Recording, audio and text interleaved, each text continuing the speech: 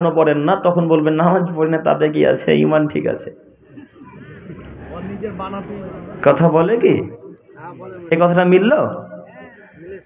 নামাজ পড়ি না তাতে কি আছে, ইমান ঠিক আছে। আশ্চর্য কথা, আশ্চর্য লাগে ওই লোকটাকে দেখে যে লোকটা বলে নামাজ পড়ি না তারপরে নাকি ইমান কাজ করে। আশ্চর্য। আচ্ছা, এখানে একটা কথা বলি, যারা 5 ওয়াক্ত সালাত আদায় করে তাদেরই পরিপূর্ণ ইমান নেই গো। যারা 5 ওয়াক্ত সালাত আদায় করে তাদের পরিপূর্ণ ইমান কাজ করে না, আপনি বলছেন ইমান কাজ করে। দেখবেন যারা 5 ওয়াক্ত সালাত আদায় করে তাদের পরিপূর্ণ ইমান আছে কিনা দেখবেন, একটু দেখবেন, একটু দেখেন বুখারী মুসলিম। আবু হুরায়রা রাদিয়াল্লাহু তাআলা আনহু থেকে বর্ণিত, তিনি বলেন রাসূলুল্লাহ সাল্লাল্লাহু আলাইহি ওয়াসাল্লাম বলেছেন, লা ইয়াজনি জানি হিনা ইয়াজনি ওয়া হুয়া মুমিন। যখন কোন মানুষ জেনা ব্যভিচার করে তখন তার অন্তরে ঈমান থাকে, কথা ইসলাম মেনে নেয় না। বুখারী মুসলিম।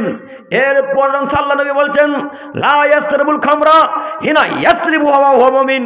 যখন কোন মানুষ নেশার দ্রব্য খায় পান করে তখন তার অন্তরে ঈমান থাকে, কথা ইসলাম মেনে নেয় না। যখন কোনো মানুষ নেশার দ্রব্য খায় পান করে তখন তার অন্তরে ঈমান থাকে, তার অন্তরে ঈমান আছে, এ কথা মুহাম্মদ সাল্লাল্লাহু আলাইহি সাল্লাম বলেনি। তার মানে ঈমান নাই, সে তার জন্য নেশার দ্রব্য খায় পান করতে পেরেছে।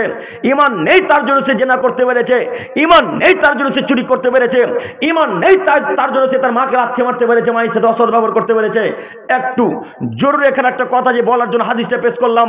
আল্লাহ নবী বলছেন, লা ইয়াসরিবুল খামরা হিনা ইয়াসরিবু ওয়া হুয়া মুমিন। যখন কোনো মানুষ নেশার দ্রব্য খায় পান করে তখন তার অন্তরে ঈমান কাজ করে, এই কথা আল্লাহ নবী বলেননি, এ কথা মুহাম্মদ সাল্লাল্লাহু আলাইহি সাল্লাম বলেননি, এ কথা ইসলাম মেনে নেয় না। এবার আপনাকে বলি, যারা 5 ওয়াক্ত সালাত আদায় করে এরা আবার গুলো খায়, বলেন অন্তরে এদের ঈমান কাজ করে কিনা? কথা ভুল হয়ে গেল, হ্যাঁ কথা ভুল হচ্ছে নাকি? যারা 5 ওয়াক্ত সালাত আদায় করে ওরা আবার গুটকাও খায়। ওটা কি কি বলে, খৈনি না তাসের কথা বলছেন আপনি? খৈনি। যারা 5 ওয়াক্ত সালাত আদায় করে তারা খৈনিও খায়, বলেন এদের অন্তর ঈমান আছে কিনা? যদি অন্তর ঈমান থাকতো তাহলে বিড়ি পান করতে পারতো? যদি অন্তর ঈমান থাকতো তাহলে গুটকা নিতে পারতো? যদি অন্তর ঈমান থাকতো তাহলে সিগারেটে টান মারতে পারতো? অসম্ভব, পারে না। 5 ওয়াক্ত সালাত আদায়কারী অন্তর ঈমান নেই, আর আপনি বলেন অন্তর সালাত আদায় করেন তাতে গেছে ঈমান ঠিক আছে, কথাটা একেবারে ভিত্তিহীন, এর কোনো মূল্যই নেই। যারা সালাত আদায় করে তারা কাফেরতে বিন্দু মাত্র সন্দেহ কোনো অবকাশ নেই। এবার আপনাকে বলি, যারা কাফের তারা জিন্দেগিতে জান্নাতে যাবে না। আপনিও কাফের পরিচয় দিয়ে বসবাস করেছেন পৃথিবীতে, আপনিও জান্নাতে যাবেন না। তবে আব্দুল করিম ভাই, আমরা কি কোনোদিনই যাব না এটা বলতে পারি না। যদি আল্লাহর দয়া হয় সেদিন আল্লাহ আপনাকে দিতে পারেন, তো এই কথার ভিত্তিতে হয়তো আপনারা এখন বলতে পারেন, আব্দুল করিম ভাই তো যেদিন আল্লাহ দয়া করবে সেদিনই জান্নাতে যাব। হ্যাঁ, সেই দিনে যদি আল্লাহর জান্নাতে যাওয়ার আশা রাখেন তো একটা দিন হবে 50,000 বছরের সমান। কত দিনের সমান? 50,000 বছরের সমান। তো আল্লাহ যদি আপনাকে 5 দিন জাহান্নামে রাখেন তাহলে কত বছর সমান হবে? 2.5 লক্ষ গো। 2.5 লক্ষ নয়, আল্লাহ যদি 5 দিন আপনাকে জাহান্নামে রাখে তাহলে আপনি কত বছর জাহান্নামে থাকবেন? 2.5 লক্ষ বছর জাহান্নামে থাকবেন। তাহলে আপনি কি হিসাবে বলছেন আল্লাহ যেদিন জান্নাতে দিবে সেদিন যাব? একটা সহিহ মুসলিমের হাদিস আছে, মাছকে যেমন উল্টা পাল্টা করে মায়েরা ভাজে, মাছ ভাজেননি আপনারা বিবাহে? আজকে মামা এই জালসাতে মাছের রান্না ভাজা হয়নি? হয়েছে না? যারা পরোজি খাবে তাদেরকে মাছ দিবেন। তো আপনারা জালসাতে খাওয়ার আয়োজন কেন যে করছেন বুঝতে পারি না। আপনারা জালসাতে খাওয়ার আয়োজন কেন যে করছেন বুঝতে পারি না। এই হরিশ্চন্দ্রের উপরে বেশি এটা থাকে, প্রায় জালসাতে খাওয়ার আয়োজন থাকে। দেখবেন আপনি আমার কথা মিলিয়ে নেবেন, শুধু কথা মিথ্যা হলে আমাকে বলবেন, ভুল হলে আমাকে বলবেন।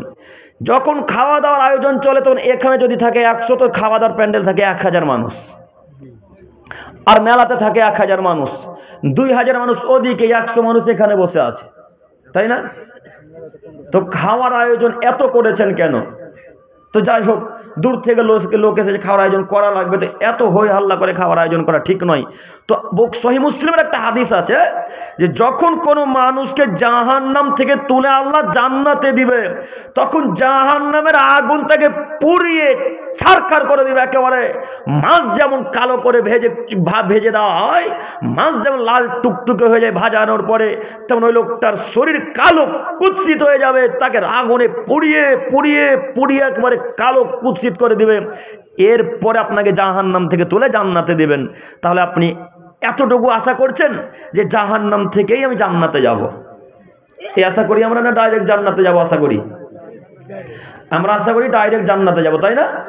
ডাইরেক্ট জান্নাতে যদি আশা করতে চান তাহলে আপনাকে সালাত আদায় করা লাগবে। দিনী ভাইরা, সম্মানিত মুরব্বী সাহেব, এখানে যত মানুষ দেখি প্রায় সামনের দিকে মুরব্বীরাই আছে, আর পিছনে হয়তো যুবক ভাইরা আছে। আমি এই লাইটটার জন্য আপনাদেরকে দেখতে পাচ্ছি না ভালো করে। আপনারা যুবক আছেন না কে আছে বুঝতে পারছি না। বললেন না আওয়াজে চোখের রেখা খারাপ হয়ে গেছে। চোখ আমার ঠিকই আছে। আপনি এখানে আসুন, এদিকে এই পাশের লোকগুলোকে দেখা যায় না ভালো করে। তো যাই হোক, একটা লাইট যদি অফ করা হতো তো ভালো হতো মনে হয়। অর্থাৎ সম্মানিত তিনি ভাই, আমি আপনাকে বলতে চাইছিলাম যে জান্নাত ডাইরেক্ট যাব, জাহান্নামে একদিনও যাব না, আশা নিয়ে পৃথিবীতে চলাচল করা লাগবে। এই আশা নিয়ে পৃথিবীতে বসবাস করতে। আব্দুল করিম ভাই, ডাইরেক্ট জান্নাতে যেতে হলে আমল বলে দেন, ডাইরেক্ট জান্নাতে যেতে হলে আমল বলে দেন। জি, সেই আমল বলতে এসেছি। ডাইরেক্ট জান্নাতে যদি যেতে চান তাহলে আল্লাহ যা বলেছেন, আল্লাহর নবী যা বলেছেন, সেই মোতাবেক আমল করা লাগবে, তাহলে ডাইরেক্ট জান্নাতে যেতে পাবো ইনশাল্লাহ। ডাইরেক্ট মানে জাহান্নামে যাব না, আগে জান্নাতে যাব সর্বপ্রথম। জান্নাতে ঢুকে যদি কেউ যায় আর কোনোদিনও জান্নাত থেকে বের হয়ে আর আসবে না। অতএব সম্মানিত দিনী ভাই, আমি আপনাকে দেখাচ্ছি জাহান্নাম থেকে বাঁচার উপায়। আমি আপনাকে দেখাই জান্নাতে আগে কিভাবে যাবেন। জান্নাতে আগে যেতে হলে আপনাকে সুদ থেকে বিরত থাকতে হবে। জান্নাতে ডাইরেক্ট যদি যেতে হয় তাহলে সুদ থেকে বিরত থাকা লাগবে। জান্নাত যদি প্রথমে যেতে চান তাহলে সুদ থেকে বিরত থাকা লাগবে। অবশ্যই হরিশ্চন্দ্রপুরের মানুষ সুদ থেকে দূরে আছে মনে হয়, আলহামদুলিল্লাহ। হ্যাঁ, হরিশ্চন্দ্রপুরের মানুষ সুদ থেকে দূরে নাই? হরিশ্চন্দ্রপুরের মানুষ কি বন্ধন নেই? বন্ধন কি সুদ? বন্ধনটা সুদ নয়? বন্ধন সুদ না সুদ নয়? জি, ওটারই কারবার বেশি। বন্ধন ও সুদ। এবার আপনাকে বলি, সুদের ব্যবসা আপনি করেন, আপনার পরিবারের স্ত্রীরাও করে, আপনার পরিবারের মহিলারাও করে। সম্মানিত দিনী ভাই, জান্নাত যদি যাওয়া লাগে সুদ থেকে বিরত থাকা লাগবে, সুদের ব্যবসা থেকে বিরত থাকা লাগবে, সুদের মুখে লাথি মেরে হালাল পথে ব্যবসা করা লাগবে। তাই মহান আল্লাহ তাআলা বলছেন, ইয়ামহাকুল্লাহু রিবা, আদমের ছেলে মেয়ে তোমরা শোনো, যারা সুদ খায় তাদের টাকা পয়সাকে আমি সংকুচিত করে দেব। ওয়ুরবি সাদাকাত, এবং যারা দান খায়রাত করে তাদের টাকা পয়সাকে আমি বাড়িয়ে দিব। এ বাণী কার বাণী? আল্লাহর। আল্লাহু লা ইউহিব্বু কুল্লা কাফফারিন আসীম।